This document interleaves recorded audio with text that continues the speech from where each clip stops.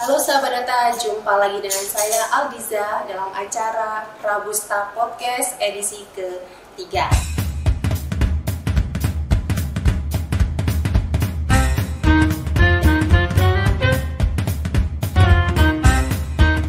Nah, pada Rabusta Podcast kali ini saya masih akan mengambil tema besar kita yaitu Sensus Pertanian 2023. Namun akan saya fokuskan di subsektor peternakan. Nah, bersama saya pada kesempatan kali ini yaitu Mbak Fitriana Zahro atau biasa dipanggil Mbak Aza ya. Beliau adalah statistisi ahli muda pada fungsi neraca wilayah dan analisis statistik BPS Provinsi Jawa Timur. Halo Mbak Aza, Assalamualaikum. Waalaikumsalam, Mbak Diza. Gimana kabarnya Mbak Aza? Luar biasa. Luar biasa ya Mbak Aza. Monggo disapa dulu sahabat data. Halo sahabat data. Nah Mbak Aza, kalau kita bicara masalah subsektor peternakan ya di Jawa Timur, gimana nih menurut Mbak Aza subsektor peternakan gitu di Jawa Timur? Ya, jadi kalau saya bahasnya di nilai tambahnya ya Mbak Diza ya, karena saya bekerja di penghitungan PDRB. Jadi sebagaimana kita tahu nih sahabat data, pertanian itu menjadi salah satu kontributor terbesar dalam pembentukan ekonomi di Jawa Timur. Kalau secara peringkat yaitu peringkat ketiga setelah industri dan perdagangan. Nah, bagaimana dengan subkategorinya sendiri di pertanian? Kalau untuk peternakan itu dari 7 subsektor di pertanian dia menyumbangkan nilai tambah terbesar kedua di pembentukan nilai tambah pertanian di Jawa Timur. Jadi kalau di rata-rata selama 5 tahun terakhir nih kontribusinya sekitar 2,5% terhadap total PDRB di Jawa Timur. Ya. Dan kalau kita lihat perkembangannya tiap tahun, kecenderungannya memang meningkat. Jadi selalu ada peningkatan nilai tambah di setiap tahunnya, meskipun pertumbuhannya tidak selalu meningkat. Jadi kadang meningkat, kadang melambat. Tapi kecenderungannya meningkat. Berarti kalau kita bicara masalah wilayah nih, berarti Jawa Timur itu penyumbang pertanian terbesar gitu ya di Indonesia, bisa dikatakan seperti itu ya Mbak Aza? Iya, bisa dikatakan seperti itu. Jadi nilai tambah pertanian Jawa Timur termasuk yang terbesar secara nasional. Oke, nah kalau kita lihat secara regional ya, kota-kota di Jawa Timur ini daerah-daerah mana saja sih Mbak Aza yang menjadi basis gitu ya subsektor peternakan? Jadi peternakan ini kan banyak komoditasnya ya, mulai dari sapi itu ada sapi potong, ada sapi perah, kemudian ada ayam pedaging, ada ayam petelur. Nah kalau di Jawa Timur sendiri yang menjadi komoditas utama itu sapi potong dan ayam pedaging.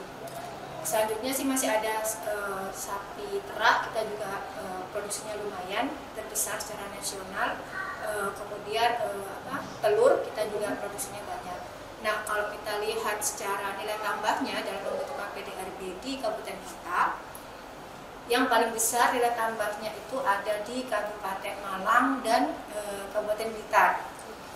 Kemudian selanjutnya masih ada Kabupaten Kediri, Kabupaten Jember, ada Kabupaten Pasuruan dan sebagainya. Jadi kalau secara nilai itu tidak terlalu terpaut gitu nilainya.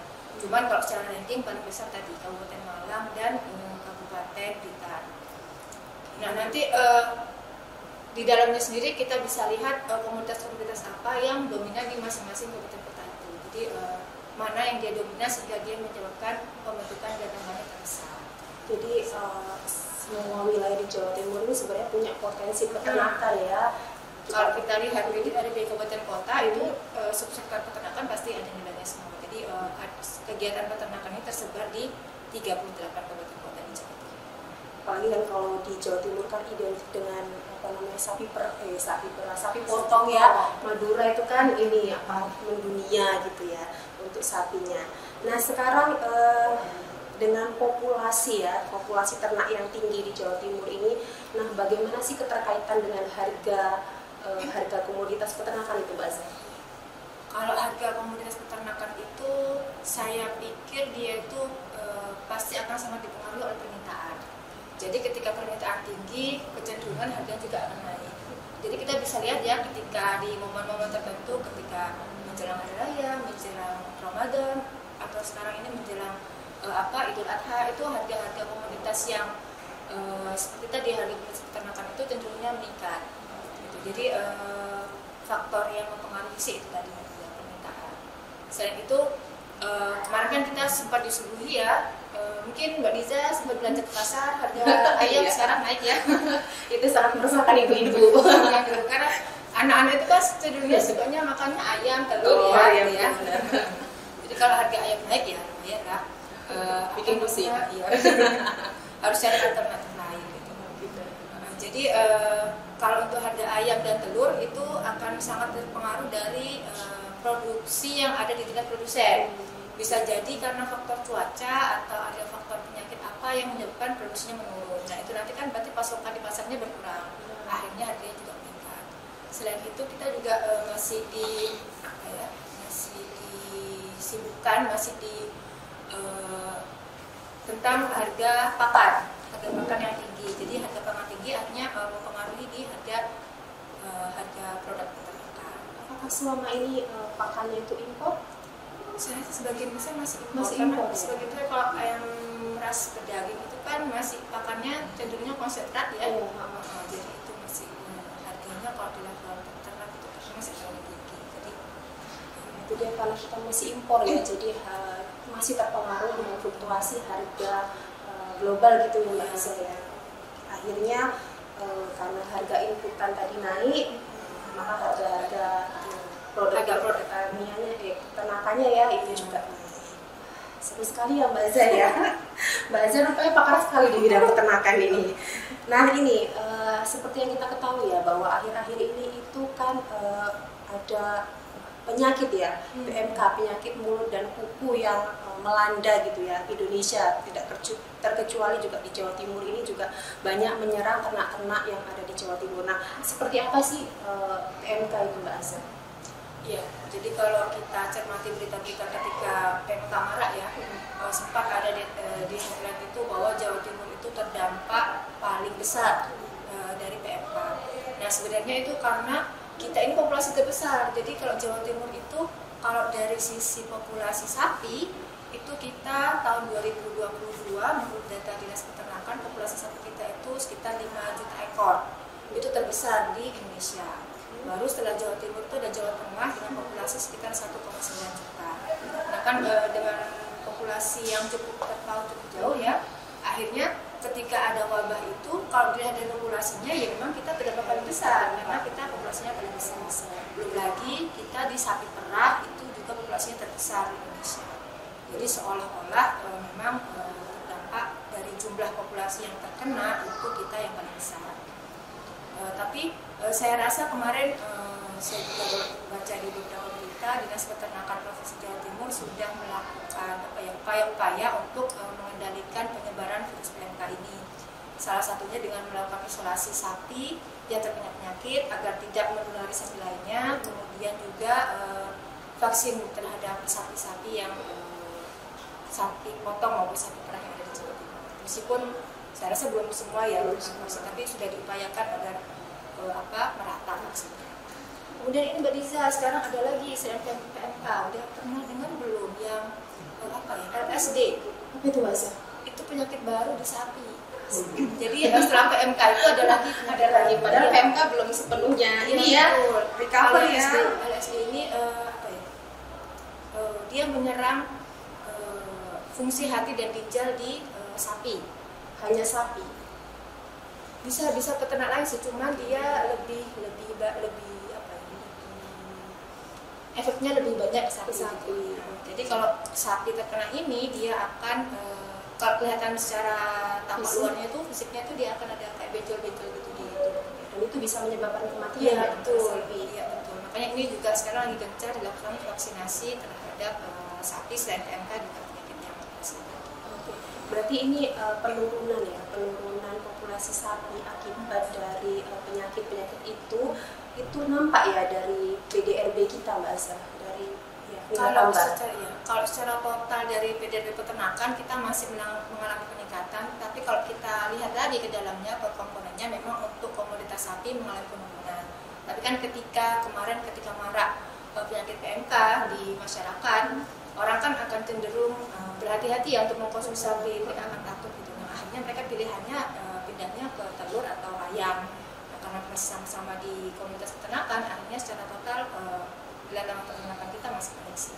karena semua beralih ke telur, ke ayam, permintaan naik, mungkin itu harganya bisa jadi tinggi gitu ya.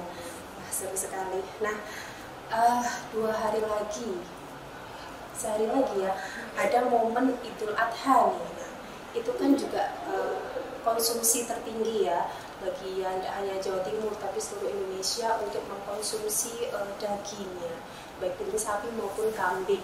Nah, seperti apa sih menjelang Hari Raya Idul Adha ini, Mbak Aza?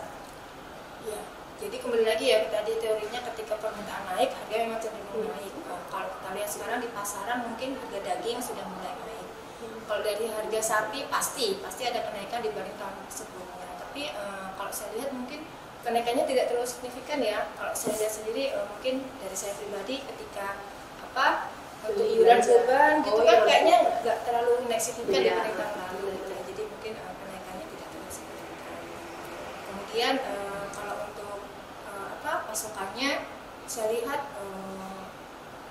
ada banyak ya, maksudnya sekarang di jalan-jalan juga ya sudah mulai banyak pedagang menggelar dagangannya untuk sapi ataupun kambing gitu. Tapi tetap kita perlu waspada ya, karena ada penyakit-penyakit yang tadi. Nah, kayaknya Dinas Peternakan juga sudah mulai menjaga itu gitu agar tidak menyebar. Makanya sebelum momen Idul Adha ini mereka sudah menyebar banyak vaksin PMK dan klasik sebagai pengawasan juga ya, supaya benar-benar yang kita konsumsi itu yang aman gitu. Ya Mbak Aza, terima kasih ya, menarik sekali bincang-bincang kita pada kesempatan kali ini. Nanti kita lanjut di topik yang berikutnya ya Mbak Aza. Siap. Nah, bagaimana sahabat data? Daging semua kan, apa yang kita bincang-bincangkan tadi ya Mbak Aza ya. Nah, semoga sahabat data bisa mengambil manfaat dari bincang-bincang kami pada episode kali ini. Nah, terakhir Mbak Aza, sebelum kita close ya, barangkali Mbak Aza ada yang mau disampaikan? Ya, baik Mbak Liza. Baik sahabat data, seperti yang kita ketahui sekarang BPS sedang melaksanakan sensus pertanian 2023 dan salah satu subsektor yang dicakup adalah subsektor peternakan. Dengan terkumpulnya data peternakan yang berkualitas di ST 2023 kali ini, insya Allah akan menjadi basis data yang akan sangat bermanfaat bagi kelangsungan dan keberlanjutan usaha pertanian, khususnya peternakan di Jawa Timur. Oke. Nah, jangan lupa ya, seperti yang dikatakan Mbak Aza tadi, bahwa saat ini sampai dengan tanggal 31 Juli 2023 BPS melaksanakan sensus pertanian 2023. Nah, bagi sahabat data yang mempunyai usaha pertanian ya, khususnya di subsektor peternakan, nanti akan didata atau didatangin oleh petugas sensus kami. So, mari kita bersama mensukseskan sensus pertanian 2023 dengan memberikan jawaban yang benar. ST 2023 mencatat pertanian Indonesia.